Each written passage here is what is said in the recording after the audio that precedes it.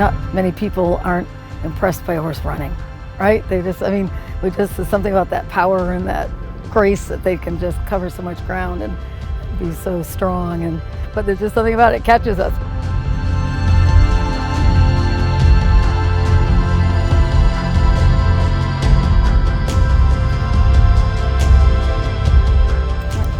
Well, hi ladies. Today we're going to talk about Standardbreds cantering, which is a challenge that we all know. So we're going to do a lot of different things. We're going to do groundwork, we're going to do lunging, long lining, leaping tall buildings, whatever we can do to help get these horses to learn their new job, which is to canter, which they've been told their whole lives not to do. So it's going to be a challenge, but we're going to take it on and see how we do. So this is our beginning phase of how I train Standardbreds how to canter. So I do as much as I can on the ground because I know they're influenced by my weight on their back, and if they can't canter without me on them, why do I expect them to canter with me on top? So the first thing I want to know is, can they naturally canter without a rider on their back? So I let them loose in my arena, I push them around to see what they naturally do, and then if they show a canter from there, then I work on developing it. If they don't, then I have to possibly regroup and decide if that's the right choice for that individual horse. This horse is a 7-year-old. Thank you. He came off the track when he was 3 as a pacer. So this is Mars. So this is my own horse. So I've started him just beginning to canter. I mostly carriage drive him. So the beginning of this is going to be lunging him just on his own to see if he offers some canter. And then we're going to introduce him to some ground poles to see if we can add a little more reason for him to pick his feet up and jump through the air. I normally, if I had just this bridle on, I would even hook my lunge line into the noseband and the bit. So I'm pulling on the noseband as much as the bit. I don't want to pull him off balance when he tries to figure out what I want him to do. So in this case, I'm going to do that just so you can see. So it's kind of a blend of the two. So I don't pull a bit through his mouth, and I buffer the pressure of the line a little bit on his face so it doesn't pull into his mouth so much. So this horse, most of the time he's working trots. When the pace shows up, it's usually when he's working on his canter. Because that's, again, his instinct when he's a little stressed and doesn't know what to do with his balance is to put his legs back together like they were at the racetrack. So this horse needs to be a little awake. So as the cantering involves energy, so if they're slow, he has no reason to run off or to run away from the mountain lion because he doesn't think I'm a mountain lion. So I have to make myself a little more of a mountain lion to give him a reason to jump through the air. And we're going to see. Mars, you ready? Canter. Good boy. Good boy. Trot.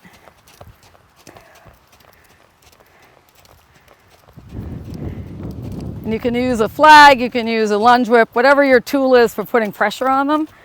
You basically have to give them a reason to get out of your way and to push off. Mars, you ready? Canter. Good boy. Good boy.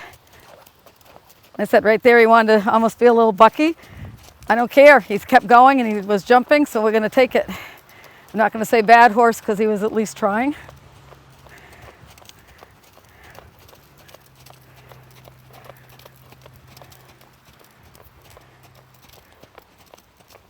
Mars, you ready? Ready? Canter.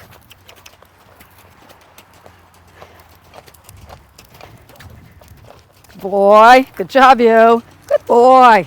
Good job. Trying to put the least amount of pressure. You notice I'm starting him near the fence, so I don't need to put any pressure on the line because I don't want him to think there's any reason I'm trying to stop him.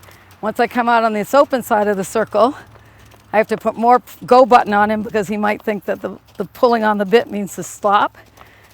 So right here, he has no reason to stop. Out here, he's like, why are you pulling on me? I'm going to do one more in this direction, then I'm going to change direction to see if he has balance in both leads.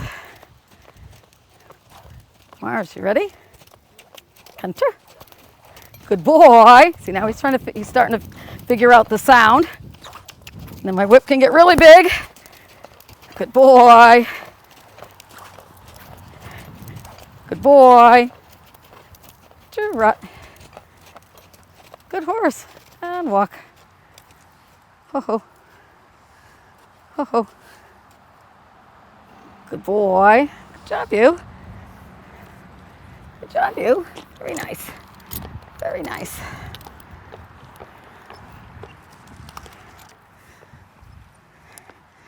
So the fact that he shows cantering without any other incentive, meaning no poles or nothing to make him jump up and down, is a good sign. So it's a little bit of a more natural instinct for him. When I very first got him, he'd been racing like weeks before I got him. And the first time I let him loose in the ring, he cantered off. It's like, okay, that's not necessarily that common for a horse that had just been trained not to do it.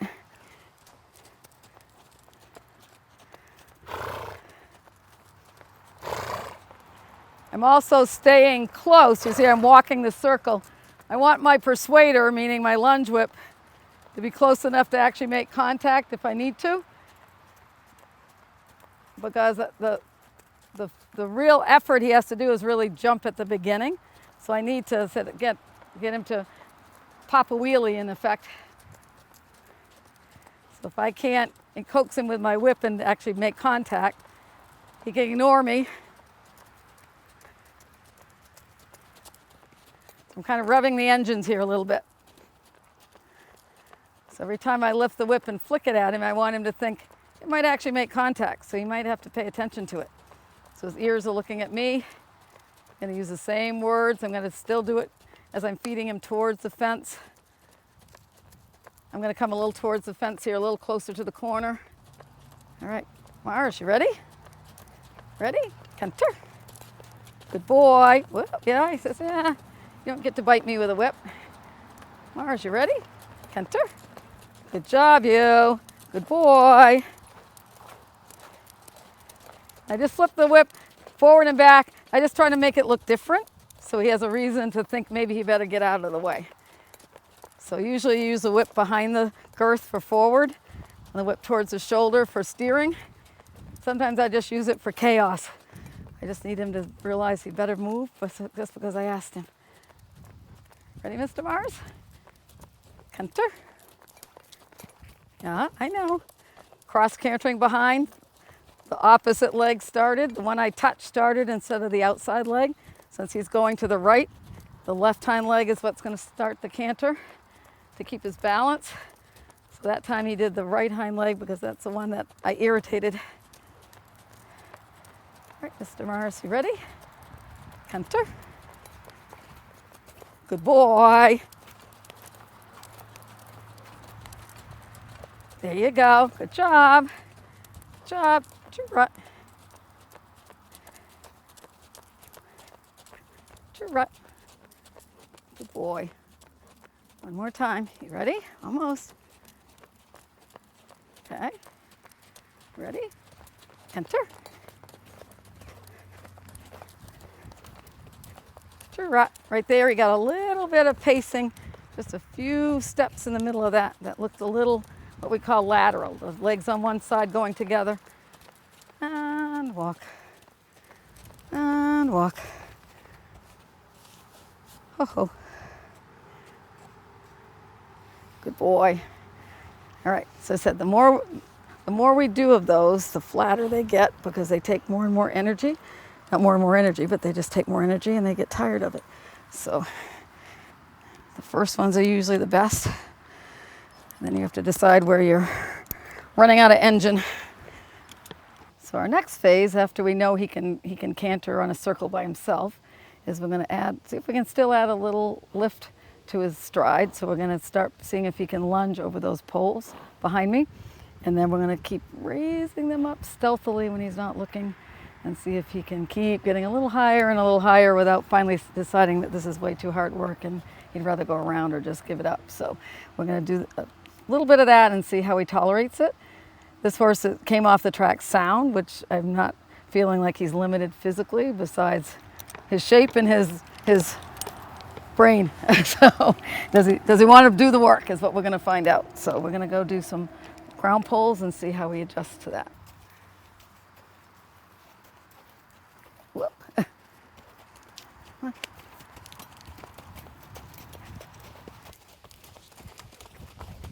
Good boy. Good job, you.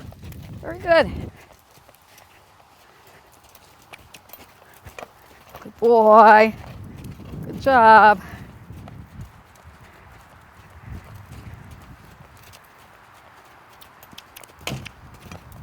Good. So this is good because he shows a natural ability to want to do it, and he stays cantering a few strides after he comes out. So this is a good start. So now I'm going to raise these up a little bit and see if we can get even a little more height. And walk. So he continued on instead of only doing it when he saw a pole in front of him. He naturally did a few more strides past that, which tells me that he's not quite so hardwired to stay pacing or flat to the ground. Good. Good boy. And now he's still cantering, so that's very good. Good boy. Canter. Canter. Good job. Come. Yeah, super. Good boy. Canter. Yeah, you're right. Canter. Ready? So now we can string. The poles get him going, and then he can keep going, maybe.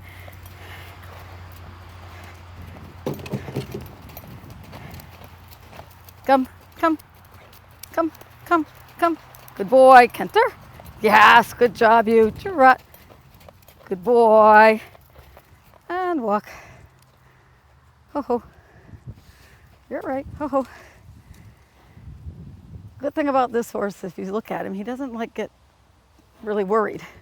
He's not super excited. You know what I mean? It's a good thing. He did, you know, all that pushing and shoving and chasing. Other horses might be bug-eyed, and it's like, yeah, I'm good. So if you can just string them just close enough together. He started to flatten a little bit here as I started to turn him, and he just saw them coming, so he had a reason to keep bouncing. Because like, oh, they're there, I might as well keep going anyway. So it's a matter of, and then eventually you take those out and he can do it without the props. But eventually, at the beginning, it naturally gives him a reason to lift.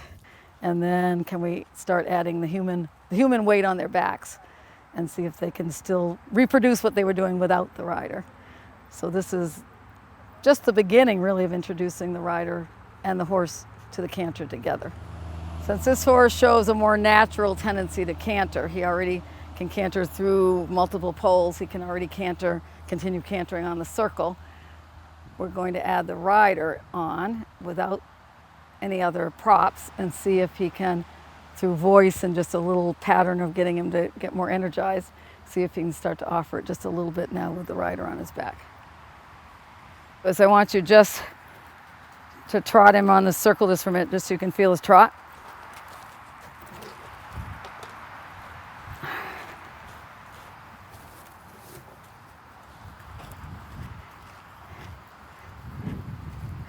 So this horse has a very springy trot. This is a horse you would never ride Western unless someone was trying to torture you. So the spring that he has in his step for the trot may be what's creating this more natural canter. So I said, when he wants to jump around a little bit, I'm not saying that's a bad thing because it helps. It gives me some clue that he has a more natural instinct to do it, to get off the ground. So what I want you to do is walk a couple steps and then trot. And think when you ask him to trot, Gina, think it's a real puffy, giddy up and go. Just trying to get this popping a wheelie feeling here. So then, as you approach, the next time you're over here, and you're approaching this corner of the ring, I want you to ask him to canter, like think walk 3 strides, trot 2, and then ask him to canter. So we want barely walk, sit him on his hind feet, push him into the trot, giddy up, and then ask for the canter. So 3, 2, 1, trot, and now canter. Good boy. Good job. Yeah, good job. Super.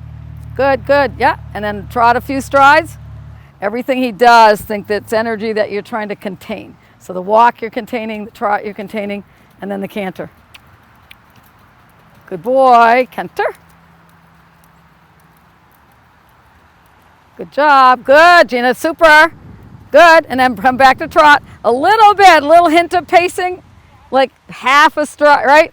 And then he switched to trot, which again, it's interesting because since he's bred to be a pacer, how some are more natural at it than others.